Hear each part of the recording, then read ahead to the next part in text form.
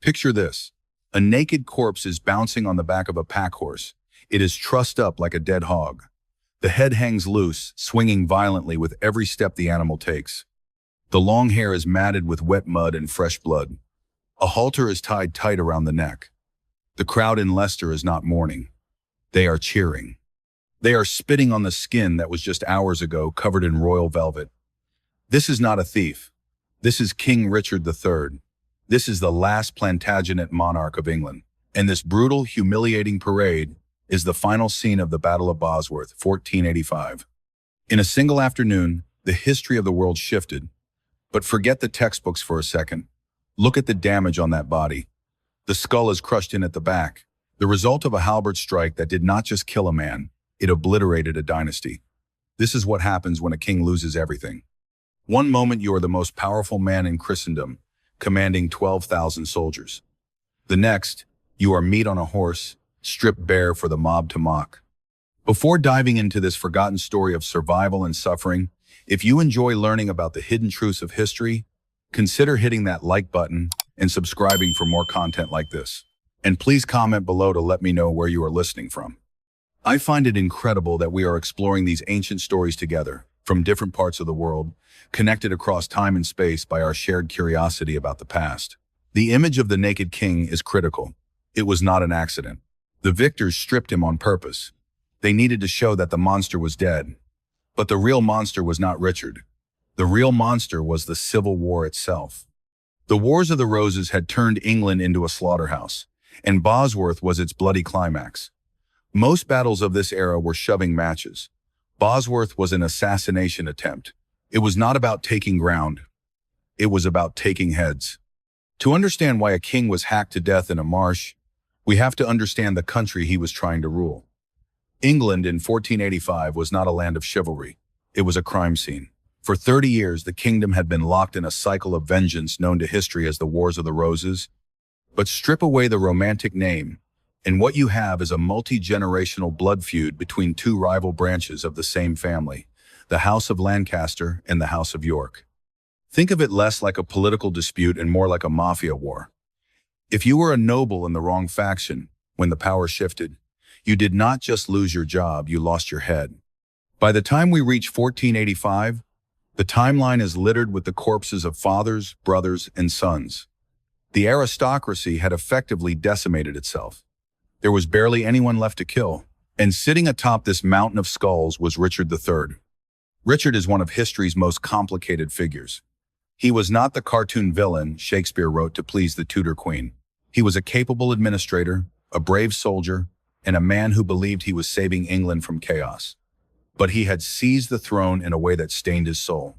2 years prior, upon the death of his brother, King Edward IV, Richard took custody of his brother's children, the rightful heirs.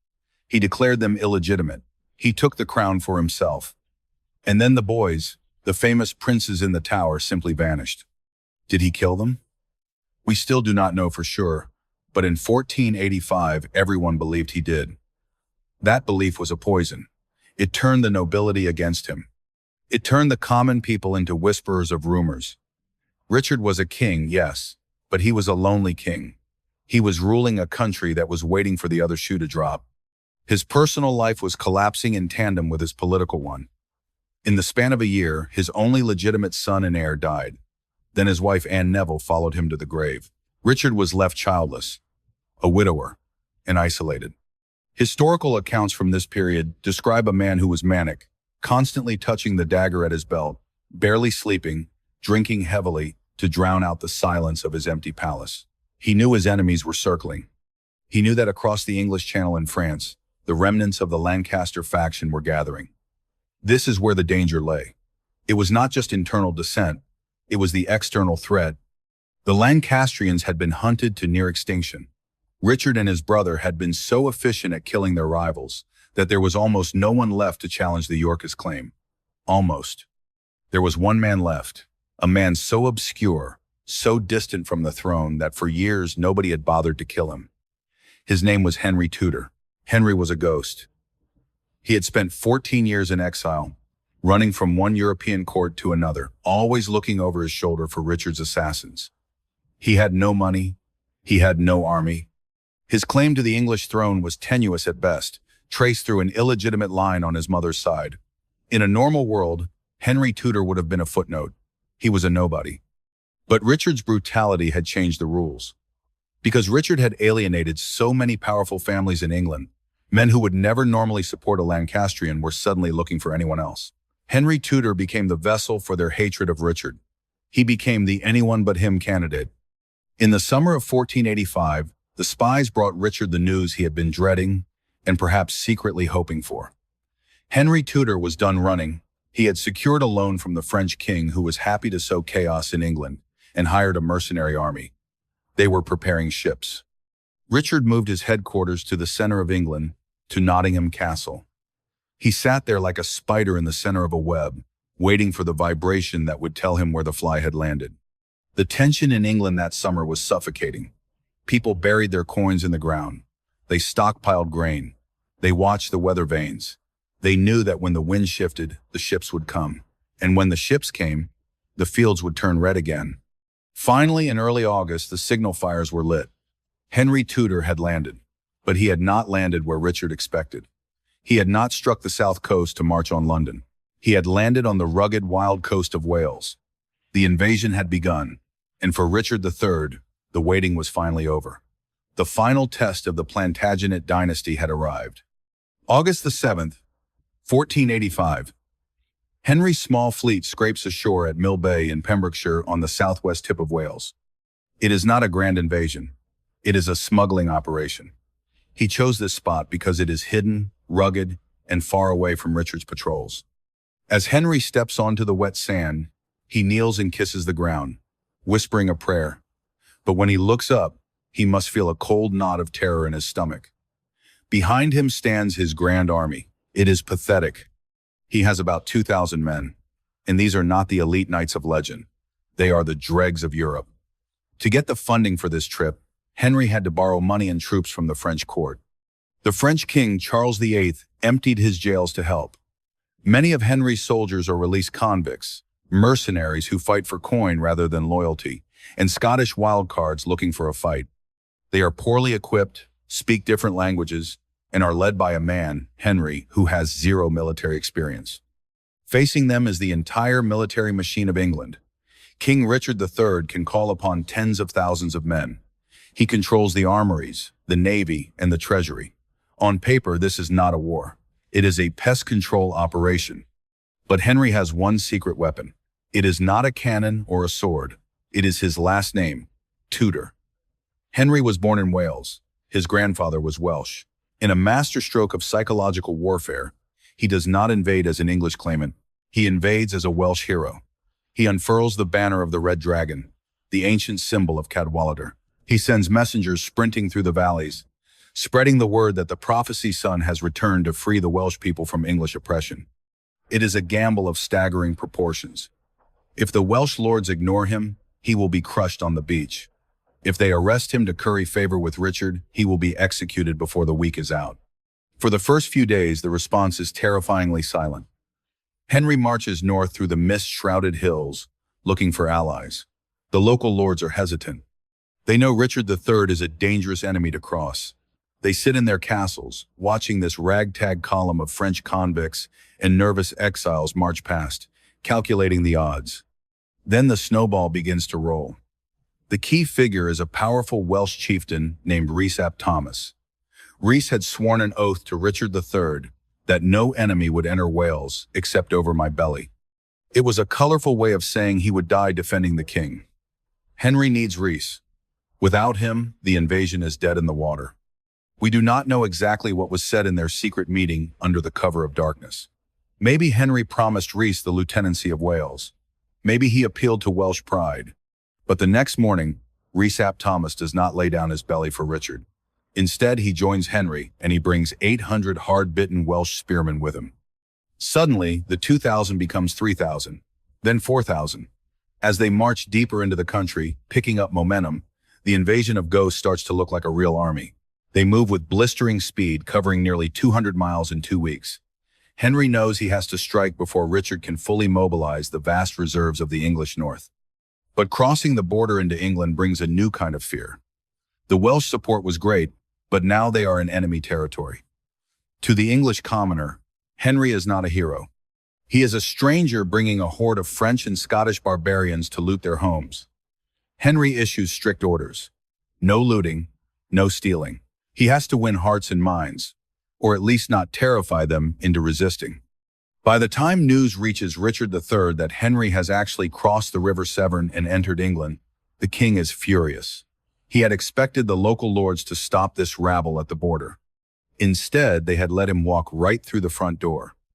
Richard stops waiting. He summons his commanders. He puts on his armor. The boar, Richard's personal emblem, is coming out to hunt. He declares Henry a traitor, a thief, and a boy of no blood. He marches his massive host from Nottingham to Leicester, blocking the road to London. The game of cat and mouse is over. Henry has nowhere left to run. He has marched 5,000 men into the throat of the beast. Now near a small market town called Market Bosworth, the jaws are about to snap shut. The night before the battle, the two armies camp just a few miles apart. The air is heavy with the promise of violence. And in the darkness, the psychological toll of the impending slaughter begins to weigh on everyone.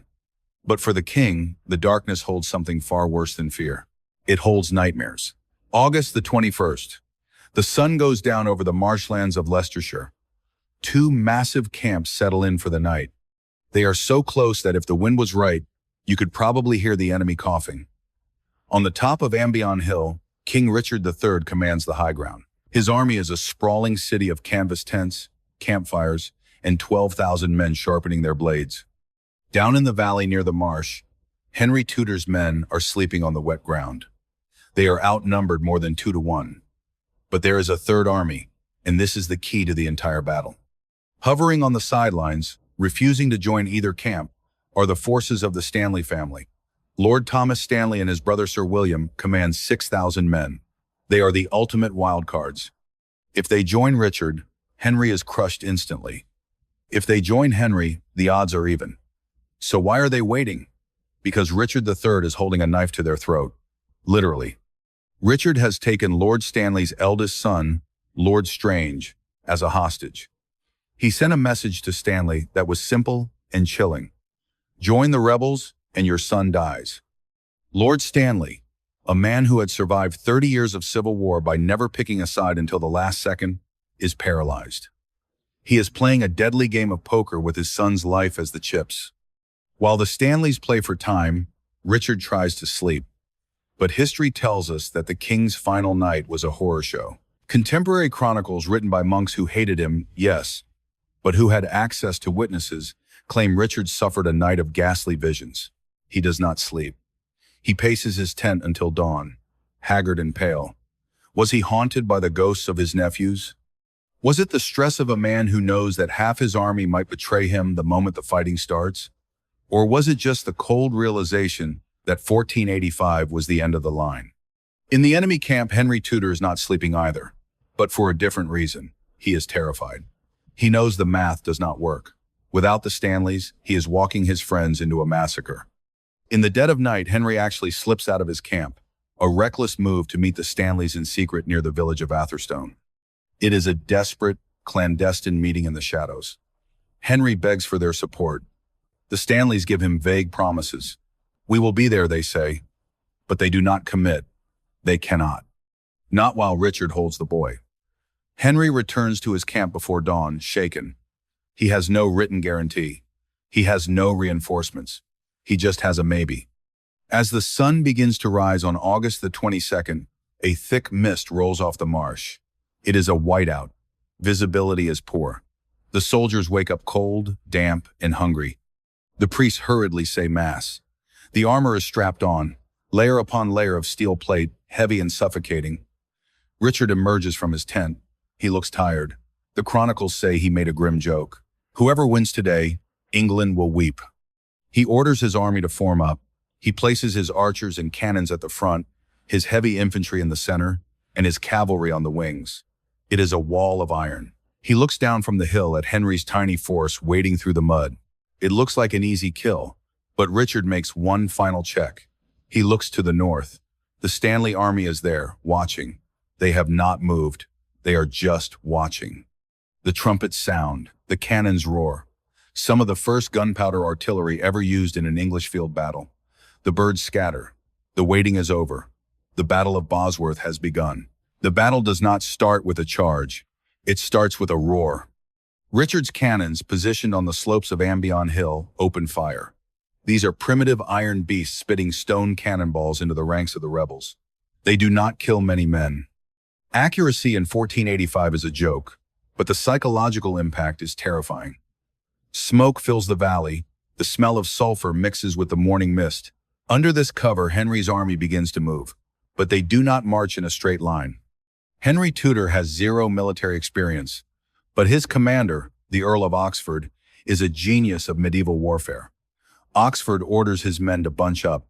They form a tight, dense wedge formation, a human arrowhead. They move around the marsh using the boggy ground to protect their right flank. This forces Richard's army to attack them on a narrow front. Suddenly, 12,000 men cannot fight 5,000. Only the front rows can fight. It becomes a brawl in a phone booth. When the two lines collide, the sound is deafening. It is the sound of thousands of men screaming, the crunch of pole axes hitting plate armor, and the sickening thud of bodies hitting the mud. Up on the hill, King Richard watches. He expects his vanguard to roll over the rebels. But the rebels are not breaking. Then Richard notices something wrong. His rear guard, thousands of fresh soldiers led by the Earl of Northumberland, is just standing there. They are not moving. Was it cowardice? Was it betrayal? Richard realizes the walls are closing in. His front line is tiring. His rear guard is refusing to fight. The Stanleys are still watching from the sidelines like vultures. Richard knows he has to finish this himself. Scanning the battlefield, Richard's eyes lock onto a target. Through a gap in the fighting, he sees a group of horsemen behind the rebel lines flying the banner of the Red Dragon. Under that banner sits Henry Tudor. A cold realization washes over Richard. He does not need to kill 5,000 men. He just needs to kill one man. If Henry dies, the rebellion dies instantly. Richard signals to his household knights. He points his sword at the Red Dragon banner. The king slams his visor shut. The boar is about to charge. The ground begins to shake. Henry Tudor looks up, and what he sees must have stopped his heart. Bursting out of the English lines is a wedge of 80 heavy cavalrymen. Leading them is Richard III, and he is coming straight for Henry. This is a medieval tank assault. Richard and his knights are riding destriers, massive war horses bred for violence. You are looking at projectiles weighing over 1,500 pounds, moving at 25 miles per hour. The collision is catastrophic. Richard's knights smash into Henry's personal guard with the force of a runaway train. Men are thrown into the air, horses scream, bones snap like dry twigs. Richard fights like a demon. He kills Henry's standard-bearer, Sir William Brandon. The Red Dragon banner falls into the mud. He strikes Sir John Cheney, a giant of a man, with such force that Cheney is unhorsed and knocked unconscious. Richard is cutting a bloody path straight to Henry. Now there is nothing between the King of England and the Pretender but a few feet of trampled grass. Henry Tudor is reportedly terrified, backing away. Richard is inches away from victory, inches away from securing his throne forever. But in history, inches are everything. Just as Richard raises his sword for the killing blow, a new sound cuts through the chaos. A horn blast. The redcoats of William Stanley's cavalry are finally moving, but they are not coming to save the king. They are coming to kill him. Stanley's 3,000 fresh cavalrymen slam directly into the flank of Richard's isolated group. It is a massacre. Richard goes from the hunter to the hunted. The chaos is absolute. It is in this moment that Richard reportedly screams, "Treason! Treason! Treason!" He had been right all along. The knife had finally found his back. Richard's horse loses its footing in the marshy ground. The king is thrown. He is now on foot, ankle deep in mud, surrounded by thousands of enemies. One of Richard's companions brings him a swift horse. He pleads with the king to flee. Richard could have escaped, but Richard III refuses the horse. According to the chroniclers, he says, "God forbid that I retreat one step. I will die King of England." He swings his sword until the end. He is fighting alone now, the last man standing in a circle of death. A halberd hook snags his helmet. A dagger finds a gap in his armor. The king goes down, and when he hits the ground, the chivalry ends. The butchery begins. For 500 years, How Richard III died was a matter of legend. That changed in 2012 when archaeologists dug up a parking lot in Leicester and found a skeleton with a curved spine. Thanks to modern forensics, we can now reconstruct the final seconds of his life with terrifying accuracy. The bones tell us that Richard sustained 11 distinct wounds near the time of death. 9 of them were to the skull. At some point in the melee, Richard lost his helmet. The base of Richard's skull shows 2 massive trauma wounds made by a halberd. An attacker standing above and behind him swung the halberd down with full force. The blade sheared off the base of the skull, driving up into the brain. It would have been instant, but the violence did not stop with his death. The skeleton shows humiliation wounds. There is a cut to the pelvic bone inflicted after he was dead. A victorious soldier thrust a sword into the dead king's body as a final insult. This is the reality of medieval regicide. The man who wore the crown of England was reduced to a piece of meat to be carved up by mercenaries. With Richard dead, the fighting stopped. A soldier spotted something glinting under a hawthorn bush. It was a gold circlet, the crown of England. The soldier brought it to Lord Stanley, the very man who had betrayed Richard. Stanley placed the circlet on Henry Tudor's head. There on the bloody field, the army roared, "God save King Henry." This moment marked the end of the Plantagenets. A dynasty that had ruled England for over 300 years was extinguished in an afternoon. Henry Tudor was now King Henry VII.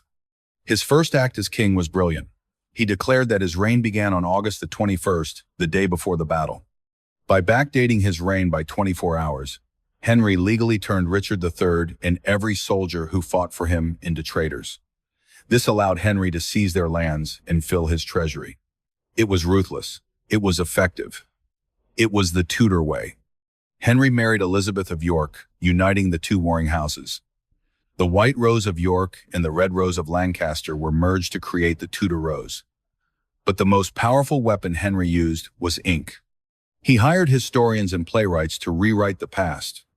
They painted Richard III not just as a defeated rival, but as a monster. They exaggerated his spinal curvature into a grotesque hunchback.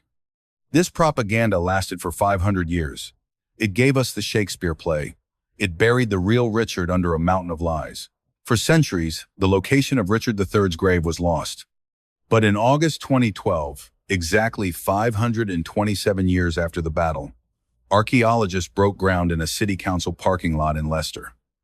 On the very first day, they found human leg bones. The spine was curved. The skull bore the terrible scars of battle. DNA tests confirmed the impossible. The last Plantagenet king had spent 5 centuries sleeping under the tarmac beneath a reserved parking spot marked R. The discovery of Richard changed everything. It stripped away the Tudor propaganda. We looked at the bones and saw not a monster, but a man. A man who suffered from a painful spinal condition, but still trained himself to be a warrior. A man who refused to run. A man who was brutally murdered and then humiliated in death.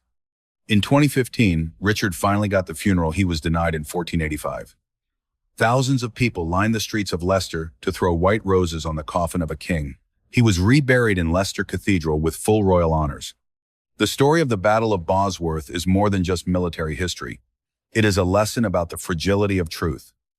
Henry Tudor wrote the history books. He turned Richard into a villain to secure his throne. But history is also written in the earth. It is written in DNA. And sometimes, if we dig deep enough, the earth speaks back. Bosworth was the end of the Middle Ages. It was a tragedy of ambition, betrayal, and violence. But we can finally give the king in the car park the one thing he fought for, but never received in his lifetime: fairness. If you enjoyed this deep dive into one of history's most pivotal battles, please subscribe and turn on notifications. I have many more stories of forgotten kings and ancient mysteries to share with you. Do you think Richard III was a villain or a victim of his time? Was the betrayal by the Stanleys justified to end the war? Let us discuss it down below. The king is dead, but thanks to science and thanks to our curiosity, the truth is finally alive.